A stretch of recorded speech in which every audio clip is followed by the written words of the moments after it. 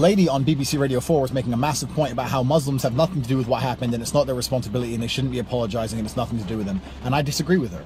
Now, this is not an anti-Muslim post. If you think this is an anti-Muslim post, I want you to watch it again, because you will, if you pay enough attention and you have half a brain, you'll see this is not insulting Islam whatsoever. Let me tell you why it's not insulting Islam. You tell me why this is not Muslims' fault. Because it's not Muslims' fault, but it is a Muslim responsibility. Fault and responsibility are different things. If you disagree with me or you disagree with this video, then buy a fucking dictionary, because I know exactly what I'm talking about. This is not the Muslims' fault, because the #1 cause of terrorism in this world is separatism. It's not Islam. Separatism is in, I want to leave this country, I want to start my own state, etc. The Kurds at the moment are fighting the Turkish, looking for separatism. That's the #1 cause of terrorism. So they have no religious conviction, or they have different religious convictions, and that's the #1 cause of terrorism. #2 is Islam. So firstly, it's not the biggest cause of terrorism in the world. Secondly, most of our allies, in fact, some of our largest allies against the fight in extremism are Muslim countries. Saudi Arabia is a very, very strict Muslim country. They are on the side of the West. They back the US. They're our allies. And although this shows how hypocritical the West is when it says we want freedom and we're liberating these countries for freedom, because Saudi Arabia is not a very free place and they are our friends, they just do as we want them to do, so whatever. Along with Jordan, we saw their pilot get set on fire alive. That's a Muslim country. They were once again bombing ISIS. Turkey, they're fighting against ISIS. So we have many Muslim countries which are fighting against extremism. So it's not all Muslims which are extremists. This is not all of Muslims' fault. More Muslims have died at the hands of Muslim terrorists than anyone else.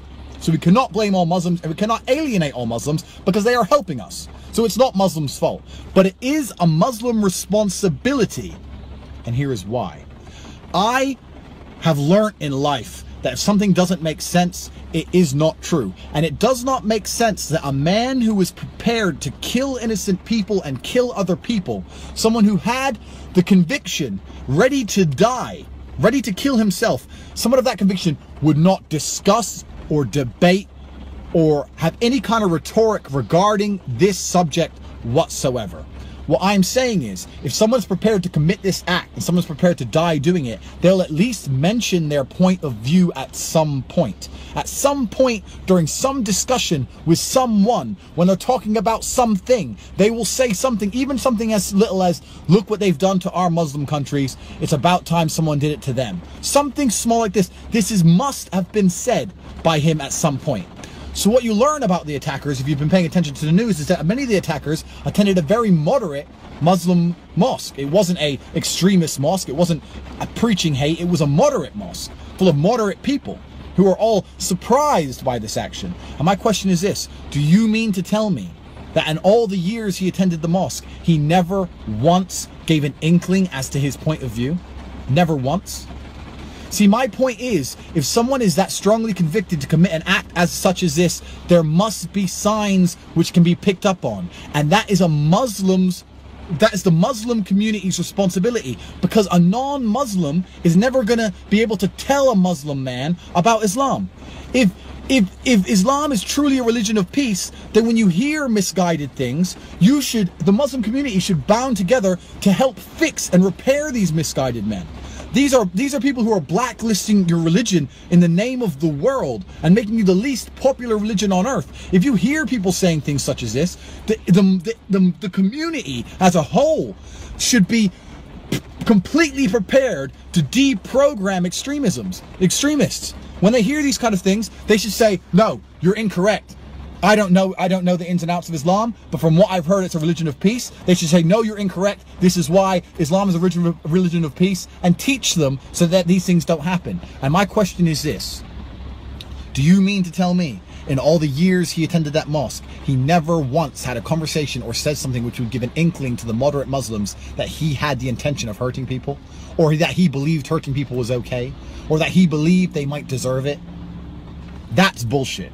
That is bullshit if you believe that. At some point, his point of view came across to a moderate Muslim, and that moderate Muslim either had the choice of calling the anti-terror police, which he decided not to do. If he makes a very extreme comment, then you may do that. But if he doesn't make such an extreme comment, you may not. Because as a Muslim, you may feel persecuted, or you don't want to feel like you're ratting out or helping the persecution of another Muslim. I understand that. But you can re-educate his point of view. This has nothing to do with the police, nothing to do with the security services. If he's made a comment which is not true to your faith as you believe, if you're truly a moderate Muslim and you don't believe that killing people is okay, and he's made a comment that makes it seem like he may agree with his standpoint, then it is your point, it's your job to discuss the point until he understands that it is wrong. And if he never understands it's wrong, it is your job to tell the anti-terror police. If you're truly a moderate Muslim and don't want to see people dead, that is your job. Only Muslim people can do this, and that's why it's a Muslim responsibility. There's not going to be a future terrorist on earth who's going to start discussing these kind of things with me. I'm 6'5", I'm a kickboxing world champion, I'm an American. They're not going to find a guy bigger than them who can kick the fuck out of them with an American accent and start telling them how they want to kill innocents. That's a stupid thing to do, and it will never end well. But they will confide, or at least try and recruit, or at least mention it to the other people who share the same faith as them. And I refuse to believe that this man who committed this act didn't at some point mention to a moderate Muslim his intentions, and that moderate Muslim did not act. He did not act like he should have if Islam is truly a religion of peace, which means that this is a Muslim responsibility. This is not an anti-Muslim post. I'm not anti-Muslim. I just don't think Muslims should be saying this has nothing to do with us, because the only people who can fix Muslim extremism are the Muslim people. France is saying it's going to defeat ISIS. You can't defeat ISIS with a plane. You're going to fly planes and blow up different buildings in Raqqa. You can fly 1 million planes for 1 million years. You cannot destroy an idea with a plane.